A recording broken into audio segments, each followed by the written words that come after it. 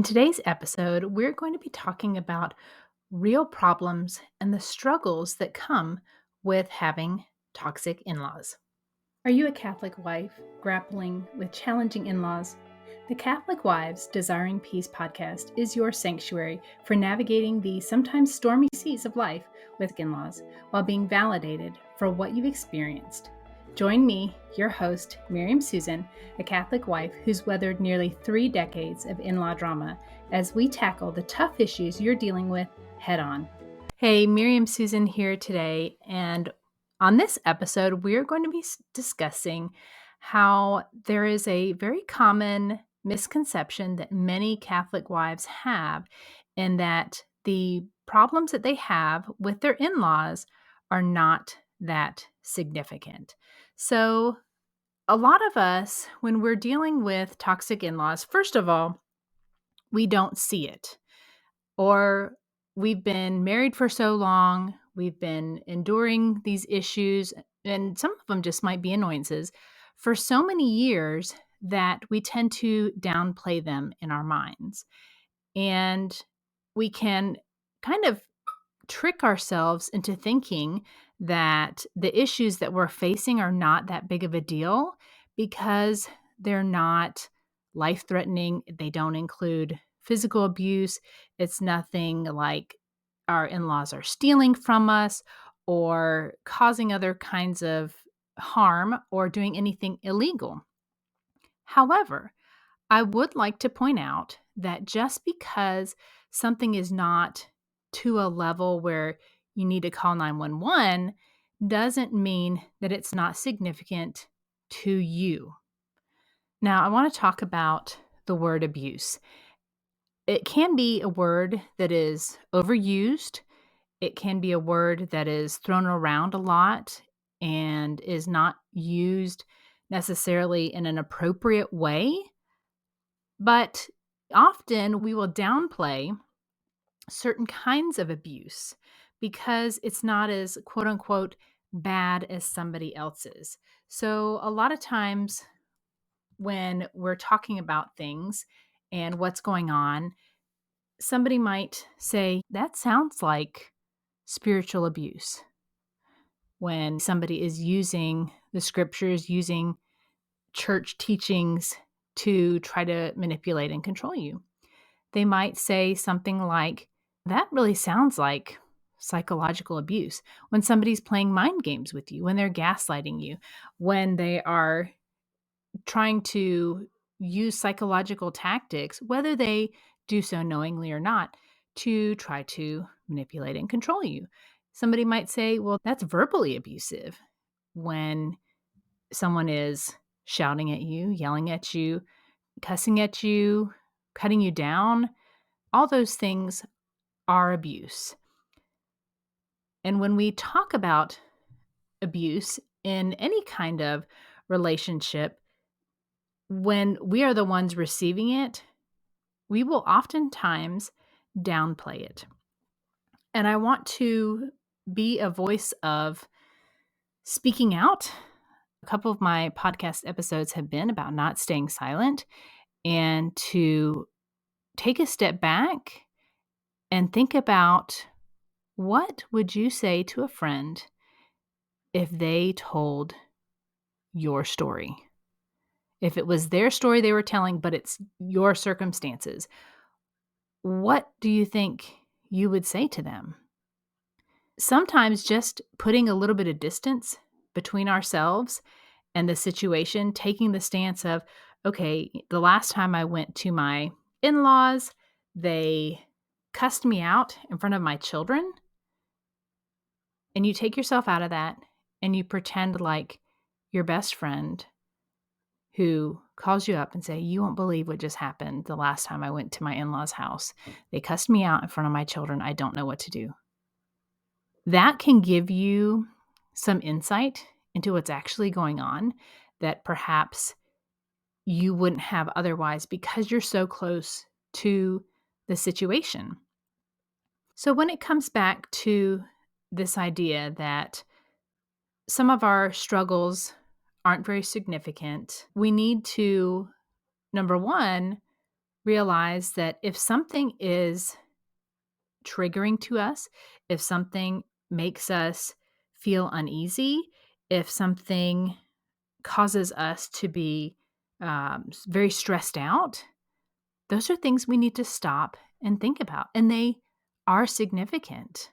I was just reading a post on Facebook today about a woman who, I have a feeling that it was one of her immediate family members, who was receiving boxes after boxes after boxes of presents for her children from this person. And she didn't know what to do.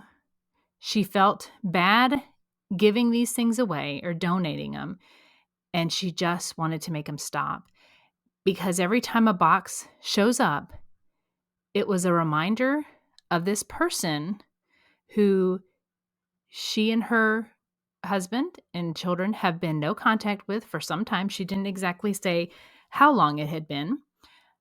And they totally disregard her request to not contact her. And instead, this person is trying to circumvent her authority as a parent and love bomb their children with obscene amounts of gifts. And she said just for Valentine's Day that this person had spent thousands of dollars on presents. And here's the thing. When people start doing things like that, when people start being manipulative through gifting, there's a few things that they do, at least in my experience, and it seemed like it was this lady's experience too. When we started receiving unwanted mail, unwanted gifts for our children after my husband asked them not to contact us, first, my husband took a birthday gift to the post office and did return to sender. Well, then the tactic shifted. Okay, they learned that if they send something and it has a return address, they're going to get it sent back. So guess what? They started sending things without a return address. And instead of sending cards, they were sending postcards, because guess what? There's no place to put a return address on a postcard. And they knew that my children love to go get the mail because it's a novelty. It's something fun. Sometimes they get things in the mail. And so they knew this was a way to reach our kids and circumvent our decision to have no contact. If this is not an issue for you, you might be thinking, well, man, that's a hard problem to have. Wow, how awful that somebody is sending my kids presents. It's not about the presents. It's about the intrusion on your space and the lack of respect for a request that you made to not have contact with this person, and really undermining your authority as a parent to go behind your back in a sneaky way to get stuff to your kids. And what this woman was dealing with is now getting all these boxes from Amazon with no gift receipt. And she was almost paralyzed because of the stress seeing a box on her doorstep from this person. And she confirmed that it wasn't any other family members that were sending it, because there was no gift receipt to say, hey, I'm sending you this. Love mom, love whoever. It's very triggering. One of the ways my in-laws got around us being no contact was similar to this lady on Facebook, and that was by using the service DoorDash to send Krispy Kreme donuts. My in-laws know that my kids at that point loved Krispy Kreme donuts, don't really like them anymore, and they would send them through DoorDash. Yeah. So that was fun. What we ended up doing with pretty much all the orders is, the first one we didn't notice because it had been dropped off at like 6:00 in the morning, and we didn't go out the front door of that house very often. And the kids didn't find it till that afternoon. So we gave them to some neighbors. I think we got like 5 or 6 deliveries. I got some for Mother's Day. Never ever in my life, in 20-something years of being a mom, had I ever gotten any kind of Mother's Day gift from my in-laws, but after we were no contact, I got a dozen donuts. One of the deliveries we gave to the delivery person. He was a little confused about what was going on, so he got those, and then the rest we just gave to the neighborhood kids. Because when you get a gift like that, first of all, it's not a gift. It is a manipulation tool. And it's almost like accepting blood money. And I know that sounds dramatic, but when you know that the intention behind the gift is to circumvent your authority as a parent, to totally disrespect your request for no contact, then any of the joy, any of the pleasure, any of the excitement over receiving something like that, even if it's something you really, really love, it's all gone. It's all gone. It may seem like it's not a big deal. Just take the donuts. What a horrible, horrible situation to be in, to be getting free gifts from one of your family members. But it's all about what is the underlying message behind it, right? And this poor lady on Facebook was just so triggered by getting these gifts. Number one, she is a self-proclaimed minimalist. She's trying to reduce the stress in her home by getting rid of excess stuff. And here she has more stuff coming into her home that she doesn't want, doesn't need, her kids don't need. And on top of it all, it's from a person that she has a broken relationship with. And that person isn't trying to fix the relationship. They're just trying to weasel their way into a relationship with her children without trying to make any effort to correct and heal the relationship with the parent. And while this does seem like relatively small potatoes compared to maybe in-laws who have threatened your life, maybe in-laws who have called Department of Social Services on you, or made other threats, or gotten physical with you and your family. Yes, there is a difference in those kinds of situations because they are situations where you can call 911. You can call the authorities and get some kind of legal police support. But there's not a lot of support when you're getting packages for your kids from Amazon without a gift receipt that you can't do anything with. You can't get a lot of support for receiving dozens and dozens and dozens of Krispy Kreme donuts. And you know that it sounds ridiculous when you tell people. I know it sounds ridiculous to say that we did not want to get Krispy Kreme donuts. I mean, who refuses a dozen free Krispy Kreme donuts? But with toxic people, many of them play the long game. My husband refers to it like a game of chess. And he has felt like dealing with his parents is like playing a chess game. And you have to think 5, 6, 7 steps ahead. And that's not natural for me to think that way. I am a very honest person. Some people say blunt. I don't mince my words. I say what I mean and I mean what I say. And when I started to see these things, and my husband's like trying to figure out what the plan was, what the tactic was, what was the point behind all these.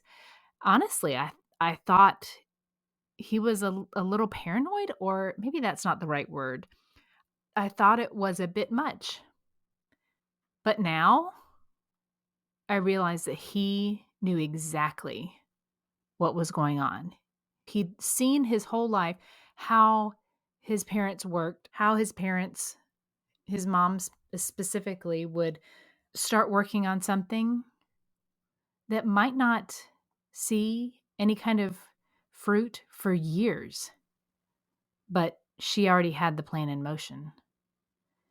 And so with things like this, we didn't know that the minor little infractions, the minor jabs, the minor gifts, the minor invitations, all these things in and of themselves, in isolation, were minor. But it was a pattern.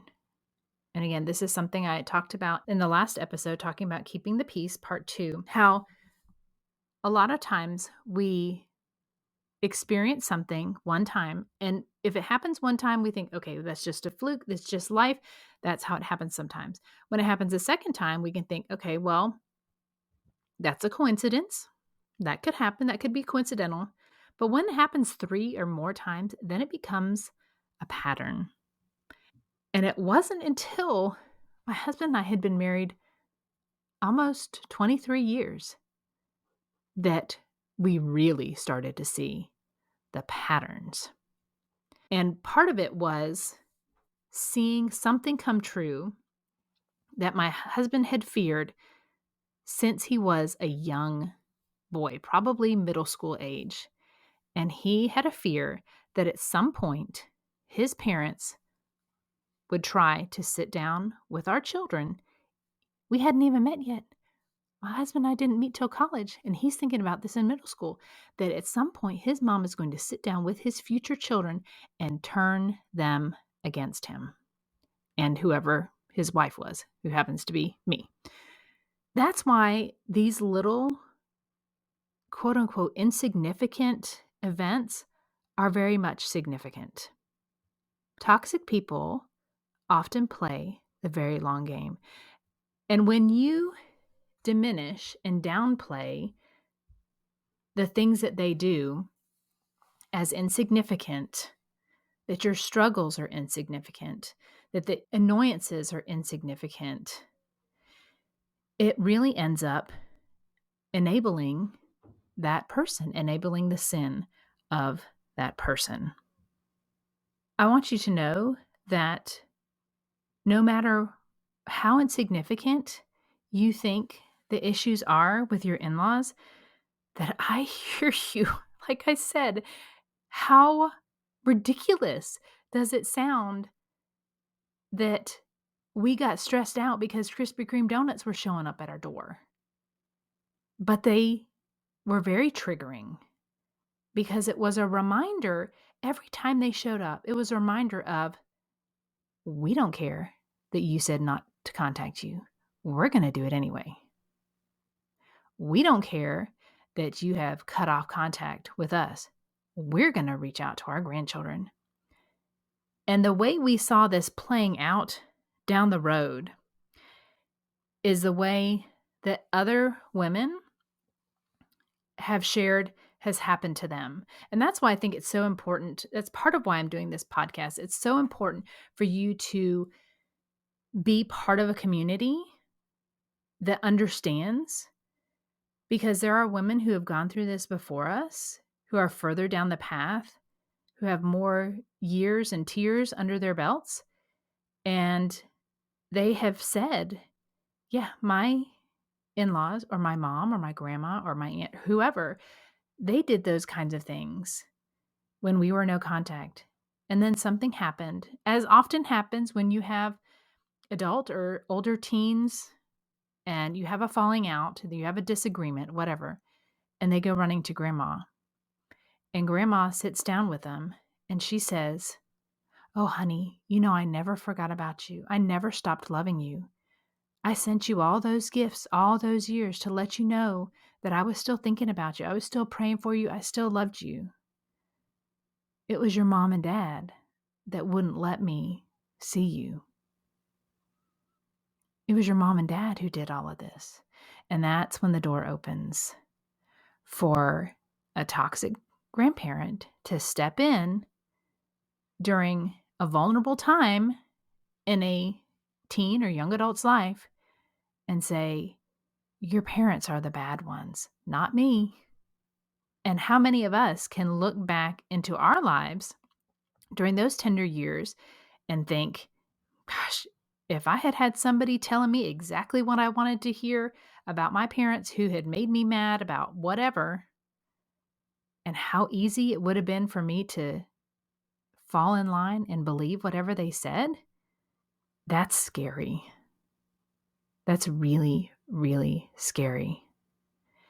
And really, the role of a healthy, loving grandparent at that point, if I had a grandchild come to me and say, "Grandma, mommy has been awful to me. She's done da da da da da," or "Daddy has done da da da," whatever, the healthy grandparent says, "Honey, I'm here for you. I'm here to support you, but you need to figure out how to work things out with your parents. They're your parents, and you might not like what they've done. I'm sure they have their reasons, but let's figure out how we can begin communicating with them and repair that relationships."